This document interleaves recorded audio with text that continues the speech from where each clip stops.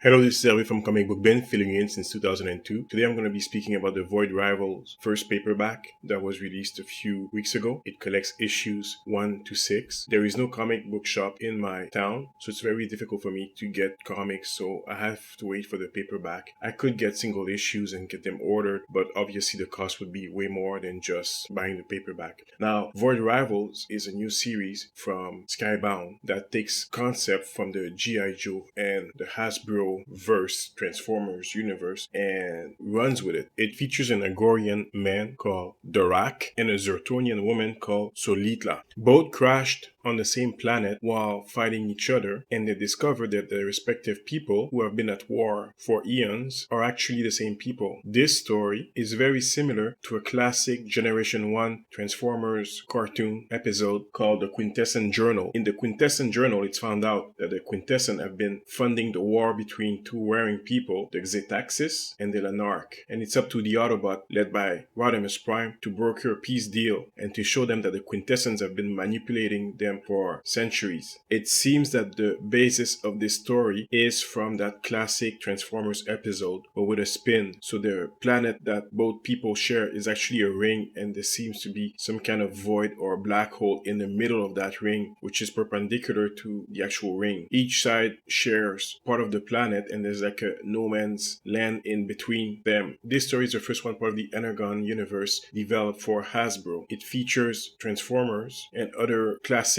Transformer G1 characters such as the Quintessence and other standbys. You never know what you're gonna find, who you're gonna meet in this story. I'm not gonna spoil anything, even though the issues have been out for several months. All I can say is that this is a great building block for the Energon universe. I like the world building with adding new alien races to that entire universe while tying them very closely to the Transformers lore. You never know what you're gonna find or what you're gonna discover with those guys. Now, the story between the two people is similar to many war stories that we have here on Earth, and this is where Robert Kirkman takes some of his inspiration, showing the futility of war, and that at the very high reaches, the leader of the two nations, or representative of the leadership, seem to agree that the war should go on. There's a conspiracy, and we don't know what it is yet, but the Quintessence seems to be related to whatever's happening here, and a lot of other people and characters. The Transformers make brief passages, but they're not the main plot here. This story is remarkable and fun, and as an old G1 fan, I like the update of the Xetaxis and Lanark war that we saw earlier. Hopefully we'll see Rodimus Prime or someone similar to him try to broker some kind of peace deal between the two of them. The characters seem to have some kind of techno-organic technology that fit their body closely. In the case of Darak, he's got a android, some kind of glove, mechanical AI glove that helps him along in the story. Now, the artwork is by Lorenzo De Felici. It fits the story pretty well. It reminds me of Lee Week's work, but not as detailed. It's very rough, and that's all we need. We don't need more clean shaven or cleaned artwork here. This is good enough for me. My only regret is that I'm going to be picking up this story very late, and all the spoilers might be released before I even get a chance to read the comic. But that's life. I prefer getting the trade in any case, and I'm not exactly sure that I want to get the digital version from this. This is from Image. This is the volume 1. It's the first stepping stone in that new Energon universe, which is followed by Duke, Cobra, Commander, and the Transformers issue. A lot of other series will show up, and sometimes I believe mini-series. It's going to be fun to see where Kirkman and his team